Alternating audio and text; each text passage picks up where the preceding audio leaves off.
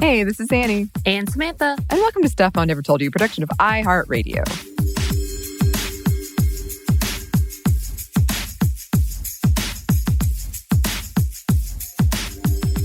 Ooh, today we're talking about the internet. The interwebs? Yes, and I feel like you and I have already told the story of our, because we came from small towns and the internet was slow at best. Yes. I had a 30-minute time period where that was the only, we split it up between me and my siblings. We only had 30 minutes each. We did have a computer room, like Bridget mentioned in her recent episode, where you couldn't have the drinks or the food. Like there was a big sign in all caps. Right. But yeah, those like early experiences of just waiting so long for these web pages to load. I guess this isn't necessarily related to the internet, but since we've already told those stories, do you remember when you first bought like the computer in the house? Oh, see, I did not have internet growing up. So I would travel to my friends' houses or stay at a library. So there was no internet until I left for college and I was the last kid in the house. So we didn't have it. I think I stayed over at my aunt's one night to do a full report because she had it. But she was in town as where we were in the outskirts of town. Like this is why I still say I'm going into town. When I actually lived in a town, like it's a part of my vocabulary, my like speech, because that was a literal thing for me. People made fun of me when I went to college and I would say that. They're like, what? But so I don't know, because I was trying to think right before you asked me this, how did my parents get that computer? Where did that come from when I came home from college? Because I think I've told the story where I was on the webs after I'd come home from college one summer, the only summer I did this. And our house got struck by lightning and I happened to be on the computer. And that's when everything burned. Oh, yeah. So to me, that was the one and only time I think I used the computer there. It's a cursed computer, it sounds like. And now I'm thinking back, I was like, I don't know. Where did they buy this? Was it given to them? I'm actually very surprised they had one even after we left. Because to this day, I don't know if my mother has an email address. I'm sure she does, but I'm not sure. And the only reason my father had an email address was because he had to have it for work. Wow. Right? Wow. What about you? I know I'm going to be thinking about this for a while now. Well, I would like to put in here too, I have some friends who are, still in Dahlonega, where I grew up, or other small towns that still have like the one computer room in the house where you go and it's like this old desktop. And I have many fond memories of my grandparents' house because they had a nicer computer than we did. But it was in a computer room and I would play that, like, what was it? Johnny Skater game and the Mousetrap game. Oh, good times. I don't even know what those are. Oh, me either. I can barely remember, but they were fun. I remember Minesweep. And Solitaire. And there was this detective game that to this day, I wish I could remember what that was because I love solving mysteries. But my family, I think it was 1998, we went to a store and I so hope that this brings back nostalgic memories for some and then really confuses younger listeners. It was like buying a car. Like imagine you go in, there's a lot of like big, bulky desktops. They're not on desk either. They're sitting on the floor on carpets. And the salesperson comes out and walks you around and will be like, this is the Gateway 1998. It comes with this mug and it powers up at this. That's what we got. We got a Gateway. Yes, the Gateway.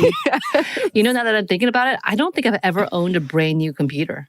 Or a laptop, because my brother for a little while got into his own little restoring business for laptops, and he would just refurbish and he would just give it to me. I'm like, cool. And then after that, I would work and they would just provide you. And currently using our work laptop. So I just bought a Chromebook, but I don't know if I've used it more than 3 times. But Gateway, oh my God. Yeah, it came with the mug and a cow print mouse pad. Yes, that cow print. Yes. Wow, memories, y'all. Yes. I'm feeling very old for those who don't know what we're talking about. Yeah, it was a wild experience, but I remember being so excited and thinking like, ooh, this whole world is going to open for me. This whole world. Yes. Brand new world. It was.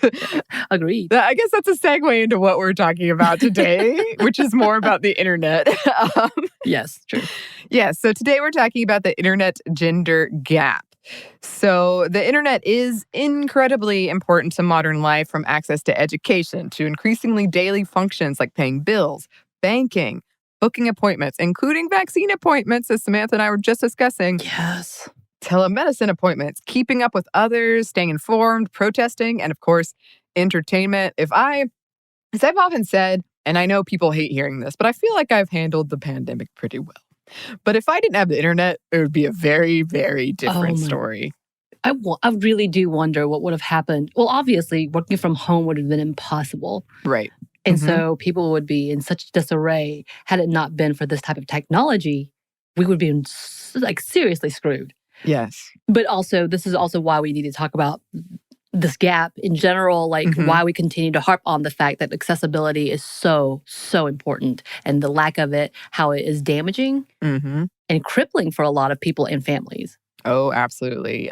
And yes, access to the internet is critical in a lot of business arenas too, and allows for entrepreneurs to start businesses, sell products, find jobs, and improve professional skills. Over 90% of the world's jobs involve a digital component, and some estimates indicate that 60% of all global GDP will be digitized by 2022. And I know, I can't remember the number, but it was a very big number of financial transactions happen online now, and things like rent and Venmo just being huge in that space. And for those living in areas with laws or social taboos around women working, Instagram businesses can still sometimes be a possibility. Thousands of women have done just that in Saudi Arabia. Right. And we've really seen the importance of it throughout this pandemic, as we were just saying, which has also highlighted, again, how in many ways it is a privilege, whether it's based on where you live, your income, or down gender and racial lines. It's not equally accessible to everyone, as we were saying. And that's not even getting into the speed of the internet speed, which, by the way, is hilarious, because even if you have all the money in the world, you might not be able to control that. Yeah, I know. End of story. Or internet harassment, which has been a big thing going on in Twitter, especially for women journalists right now. We'll probably come back and talk about that later on. And online dangers that silence women. Yep. And some reports show that 1 in 5 girls leave or significantly reduce their social media presence due to harassment, which I think every single time I've seen someone say, I have to leave social media, it's pretty much been a woman, from my feed. Yeah, almost always. Or it's very rarely a dude who's leaving because his wife was or his whoever he's attached to that is a woman. Right. It was the target, and therefore it kind of spilled over to him. Or every now and again, because he is the harasser who's getting quote unquote canceled. Right. Yeah. But we're not going to go into that too much right now. So in the words of the World Wide Web Foundation, quote, women around the world report being bombarded by a culture of misogyny online, including aggressive, often sexualized hate speech, direct threats of violence, harassment, and revenge porn involving use of personal/private information for defamation. And they are also 5 times less likely to pursue a career in tech, as we've talked about previously. And Facebook, Google, and Apple all have less than 25% of women on staff as of 2017, which, of course, is not helping when they continue to gaslight their female employees. Yes. And we've talked about how a lot of women have said, again, this whole thing, this aggressive, toxic environment is a part of why they don't go into it or can't stay in it. Right. Some experts actually speculate that because there are less women online and in tech, it fosters an online environment that allows for more harassment and toxic behavior online, thus bullying more women into silence. So very vicious cycle, which makes sense. And that goes back to the biases in coding, right? Who's making the code? Right. Who's making these programs? If you don't have women or marginalized people in the room making them, then of course they're being overlooked, and those problems will continue. And limiting access to the internet or cyberstalking are forms of abuse women and girls deal with too, not to mention, yes, revenge porn and highly sexualized deepfakes, which is the thing that terrifies me and is getting The technology is getting better all the time. It's getting me out. creepier, for sure. Yep. And in countries where open discussion of women's sexual health and issues might be limited, the internet is a huge help there, or it can be. Right. So as of 2020, we missed the United Nations Sustainable Development Goals of achieving universal affordable internet access worldwide. And reports show that at the current rate, that won't be achieved until 2043. Yeah. I'm probably going to be dead by then. Oh, gosh. An estimated 2 billion girls and women don't have access. The UN has set a new goal on their 2030 agenda for sustainable development, ensuring the, quote, use of enabling technology, in particular ICTs or internet communications technology, to promote the empowerment of women. Yeah, so let's run some numbers and caveat before we do. The numbers can vary really widely, and that is based on how people calculate and report, and we'll try to point out those instances in there. But if we're going through some numbers and you're like, wait, that doesn't really match up with that other number, yeah. Yeah, we know. You're not wrong. There's some confusion around it. So around half of the world is still offline. Since the internet became more widespread amongst the public in the 90s, there has been a persistent gender gap in users. Women's access to the internet is higher than men's in only 8% of countries, and gender equality exists in only 25% of countries. Everywhere else, men have more access. A 2000 study found that, quote, 2 statistically significant gender gaps exist on the internet, in access and in use, and that around, quote, 1/2 of the digital divide between men and women on the internet is fundamentally gender-related. And the social construction of technology theory suggests you can't not think about gender when you discuss technology, because technology models after those who and the society that made it. From the paper Gendered Space, the Digital Divide Between Male and Female Users in Internet Public Access Sites, quote, technology enables changes in society, so technology plays a role in the construction of gender by creating new possibilities of how gender roles might be performed in a new area. So another study found that financial independence and internet access are correlated. Surprise, surprise. Women statistically have more control over family decisions and invest 10 times more of their earnings than men do. So a 2002 study found that there were no significant gender differences in how men and women used the internet. Really? Even with porn? I think it was more talking about...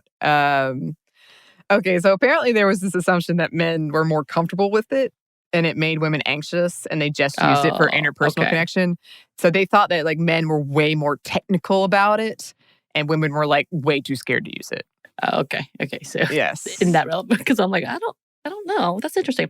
I feel like when it comes to who accesses porn, statistically, it's men, right? I mean, women still access it, but most likely. And when you break it down in those ways of like, yes, women.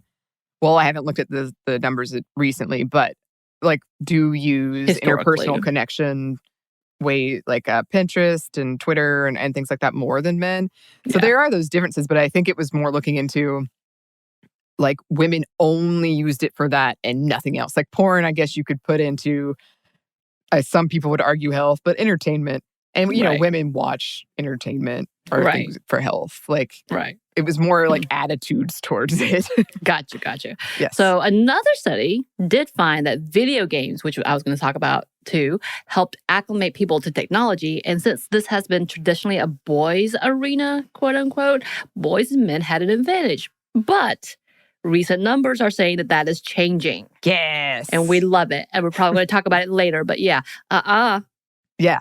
In the words of Samantha McVey. From the OECD report, Bridging the Digital Gender Divide include Upskill, Innovate. Quote, while 86% of sellers on Etsy are women, there are proportionally fewer female sellers in traditional shops for home furnishing and household appliances.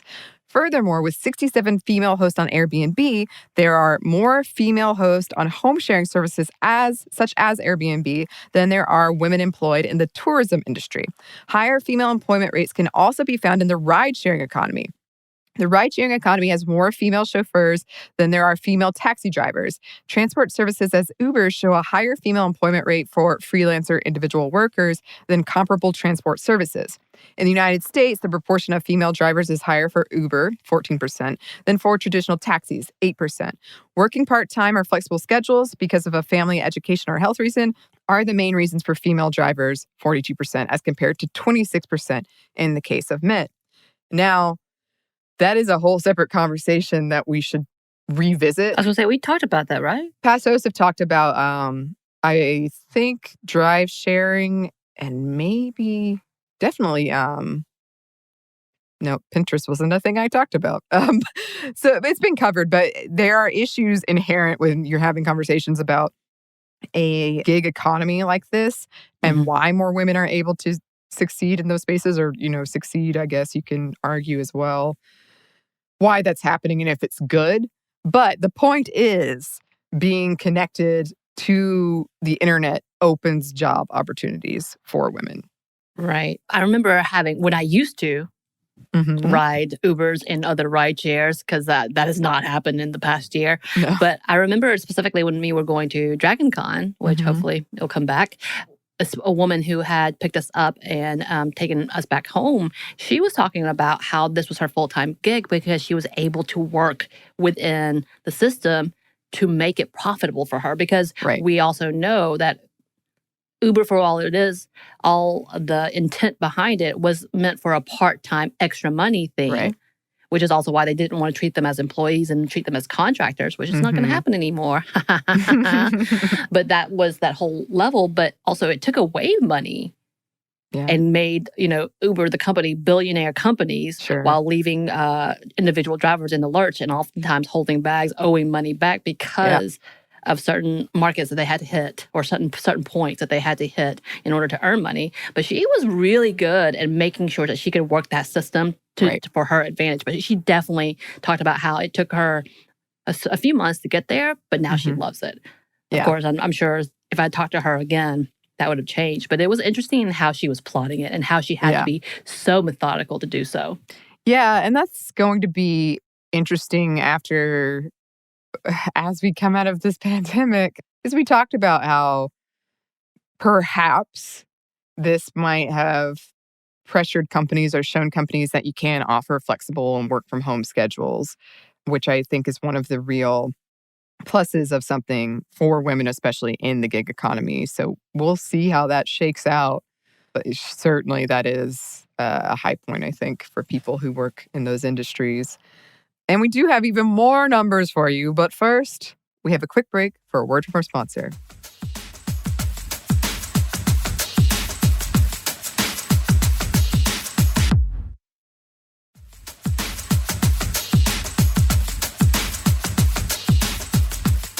And we're back. Thank you, sponsor. Yeah, so a 2020 study found 4 key categories preventing the gender internet gap from closing: access to handsets, internet connectivity, infrastructure, and literacy and data availability, which should not be surprising. They broke that down by category and identified specific reasons for each. For instance, there are stereotypes in countries like India around women's cell phone usage that it denotes a promiscuous and or unfaithful woman. I'm sorry, I did not mean to laugh at that, but wow. Or if a woman lives in certain rural areas where she can't get a signal, she may not be allowed to leave her home without an escort, if at all. Also, there's an element of time. If women are expected to handle the caretaking, they may not have time to go somewhere to charge up or get more money on their phone.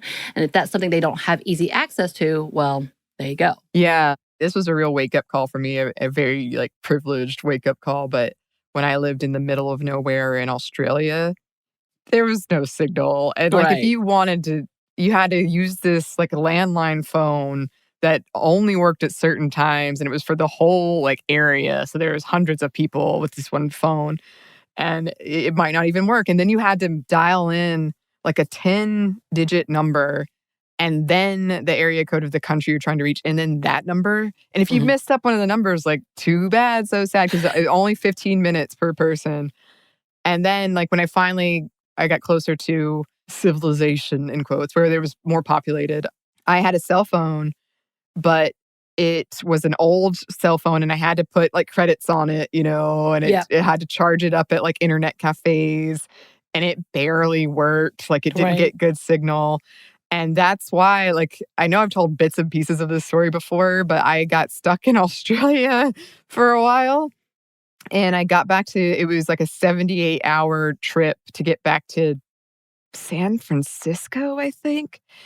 And I had no money and I couldn't get my phone to charge. And I just cried because I couldn't contact my parents to be like, I'm home. I finally made it.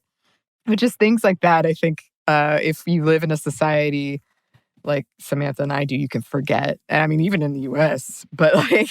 Right. I mean, even like just the smallest inconvenience is so irritating. But to have to, like, on a daily basis, be controlled in that manner is a whole different story. Yeah. And speaking of these public spaces, men use public spaces more than women by about 10%, where they might access technology. And even so, there's a hierarchy of comfort that has been documented. It just makes sense to me. But people are more comfortable accessing the internet in their own home. And then there's like 3 other things, and then the library is last, or like public spaces is last. There was one exception, though. As per that previously mentioned gendered spaces study, quote, the observations conducted for the study showed that men consistently outnumbered women in computer usage in public access sites such as community technology centers and libraries both in 1999 and 2009. This pattern was consistent even when taking into account ethnicity and age. The only exception was among African American adolescents. Black female teens used public access sites' computers more often than Black male teens. A study that analyzes this at length concluded that African American teenage men saw the library as a place that was not for them, as opposed to African American teenage women who saw it as a comfortable space, which I just find interesting because we have talked so much about like the power of Black women in terms of like creating technology and in technology spaces. I just find that interesting. So does that mean some of the ideas that the library is a more feminine space? I would imagine that if I had to put it in, being in my own just gender biases that I don't know I've picked up, I would put the library in more of a feminine space. Mm-hmm. But I mean, there's also, I would argue, clearly like maybe a race aspect to that as well. Right. Of just not feeling safe in a public space. That's interesting. So, but countries that have a large internet gap also have a gap in mobile phone usage, which I feel like, yes, which makes sense. Because mobile phones are the most common way of accessing the internet. 2 million less women than men own a mobile phone, and 327 million fewer women than men have a smartphone. That's a giant number. As of now, 97% of the world's population lives within reach of cell signals. And as of 2017, 80% of the population owned a phone. And this gap that we're talking about, the internet gender gap, has a huge economic impact. According to the ITU, if 600 million more women and girls got access to the internet, and remember, that's not even all of them, it could translate to a boost of global gross domestic product somewhere between $13 to $18 billion over the next 3 years. The McKinsey Institute estimates that by removing obstacles for women achieving parity, so if I'm understanding this correctly, they're talking about like all obstacles, but that would translate to a global GDP growth of $28 trillion over a 10-year period. Wow. That's a lot. Mm-hmm. That's a lot. Mm-hmm. Numbers from 2019 suggest that the percentage of women using the internet was 48% compared to 58% of men. That means relatively, the gender internet gap is 17%. Others estimate that the number is closer to 21%. I even saw 25%. Again, it depends on how you calculate it. And it does vary pretty widely if you narrow it down to by country. For instance, in North America and Europe, the gap is more or less 0. If we look at Asia, the Pacific, Africa, and the Middle East, the gap is often not only substantial, but also growing since 2013, when more and more users have gotten access to the internet, and a good chunk of those users are men. Some of the highest gaps when using women as the reference group are Sub-Saharan Africa at 43% and South Asia at 137%. And again, varies based on methodology, so you can get different numbers depending on where you look. Some groups of women are even more significantly impacted, like the elderly, refugees, people who live in rural areas, and people with disabilities. And don't forget, not everyone has electricity. Sometimes getting proof of identity to open an account is an issue too, as are laws against women owning property or making money. Yes, cost is a big barrier in this whole thing as well. Because women in many areas have less access to money, they might be forced to get poorer quality devices with less connectivity if it's something they can afford at all. All right, so that was a lot of numbers. So many numbers. Yes, let's look at some potential solutions. But first, let's pause for one more quick break for a word from our sponsor.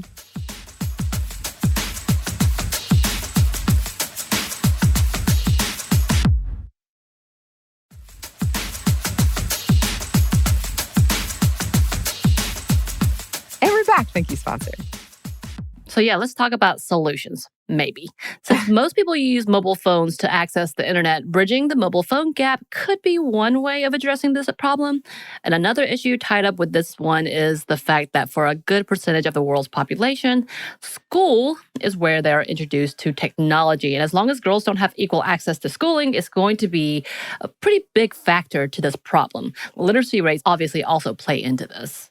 Yes. Some organizations have launched initiatives to lessen the gender gap on the internet, including Equals Partnership and their collaboration with United Nations University, or UNU, to bring together the public and private sectors to get more women and girls online.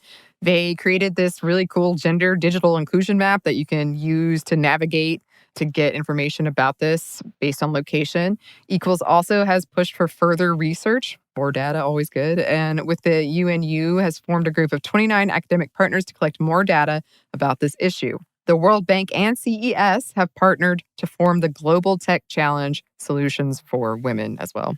And similarly, there's the African Girls Can Code Initiative, AGCCI, an initiative of ITU, UN Women, and the African Union Commission dedicated to providing girls and women with digital tools and skills. The Broadband Commission for Sustainable Development's working group on the digital gender divide has released a number of recommendations as well, and several countries have launched initiatives to combat this problem. Yay! In general, more gender-focused data is needed. Yes, obviously, we always need more. Increasing awareness around issues and benefits of getting more women online is a very important step in this whole thing as well. Mm-hmm. And then curbing online abuse and putting in place structures of reporting and prevention, also very important. Addressing toxic work environments in tech, getting more women in tech. There are programs dedicated to distributing phones to women experiencing domestic abuse as well. Online or video upskilling classes to increase user confidence, because it's a bigger problem than you might imagine, especially if you did grow up with technology. And we were just talking about this when it comes to the vaccine and older people not feeling confident in the internet. That really can keep you away from learning more or using it. Yeah. So offering education opportunities, addressing systemic education issues and inequalities in childcare and domestic work, equal pay, yeah, I know, equal funding to women-owned startups. Right. So also improve internet literacy. That means it could help with the issues of, grooming, sex trafficking, harassment, and technophobia. So instead of going online and ranting about conspiracy theories, actually teaching on what could be a bad moment for a child or what could be misinformation, disinformation. Yes. Go listen to our friend Bridget Todd's show. That might help you. Yes. Surprise, surprise. And then looking into and evaluating social media or data taxes that some countries have and the cost of the data in general, right? So when we talk about the fact that people are having to pay by minute or pay by certain small amounts because they can't afford an actual plan, which are ridiculous. And we know capitalism is not the best, especially in the marketing like in the US, where it's owned by pretty much just two big companies. Right. So, and then ask women and other marginalized groups to be involved in these conversations. Surprise! Yeah. Gotta put it in there. Feels like it's obvious, but gotta put it in there. Yeah. And it seems a lot of this, because the UN did have that goal that, yes, was missed last year, but there's a lot of things being written about this now and a lot of organizations and initiatives around this whole thing. So if you want to learn more, there is a lot out there for you. There are a lot of resources for you. So go check those out. And yeah, all of this has been exacerbated by COVID. And just, think about it. How many things are you trying to do digitally now to protect yourself and your family, or to make money? Yes, for like working from home, or Right. going to the doctor online, all those things, school online. And this pandemic has really shown the importance of it, and also our dependence on it in a lot of cases. I think it has also shown like what works and what doesn't work. Yeah. And school, we can talk about what? No, I was just laughing at the. Did you see that article about how Zoom activates your fight or flight reflex? Does it really? That makes so much sense to me. Yeah, a new article just came out that said having your like coworker's face, Samantha, in such like close encounter where you can't like get away activates your fight or flight. Right. It makes me a little more attention deficit, like where I have to, especially if there's a meeting with which we have, where it's over 50 people, and I start flicking through like, who's here? Who's that? And I no longer pay attention to the meeting. Yeah, I do that too. I'm just like pages through, like, what's in people's backgrounds? What's going on? But I mean, just kind of talking about the expectations we lay on kids. So if we're having that hard of time paying attention, how are these kids doing this? And then the amount of fails. Yeah. Can we talk about that? Like, my partner put on a whole YouTube video of people doing stupid on Zoom or saying stupid on Zoom and being called out, and I couldn't handle it. I had to walk out. Like, I hate this. This is the worst thing in the world because, oh my God, it's so cringy. It is so cringy. How many people have seen people in their underwear that they would have never seen had it not been from this? And on accident. We're not going to talk about the really harassment, but like the accidents that have happened, and you're mortified for the rest of your life. Yeah. I mean, I'm a coward. I'm a video conference coward because I'll panic. I'll be like, it says connect with computer audio and there's 100 people on. And I'm like, will it connect on mute? And it's not like I even have sounds happening. Right. You're in complete silence, holding your breath, and then you're like, mute! But yeah, I think this is an interesting thing that COVID and the pandemic and quarantine has shown us a lot, and it has shown a giant gap in the privileges. So that's also important that we make note of it. And hopefully it will be something that we can have a solution for. Although it took to the end, almost towards the end of last year, for internet companies like Comcast to be like, well, okay, we'll increase speed for those who need it. Like, really? Yeah. Really? And they were tossing around like data caps because they knew we were all at home. Well, not all of us, but a lot of us were at home. And they still are. They're still talking about doing data caps at this point because they were like, well, we can make more money and there's only 2 of us.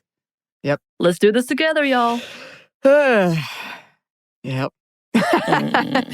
But yes, this lack of access worsens systemic gaps that already exist. And we're missing out on all these things that these women and girls without the internet have to offer. So, and I don't like that.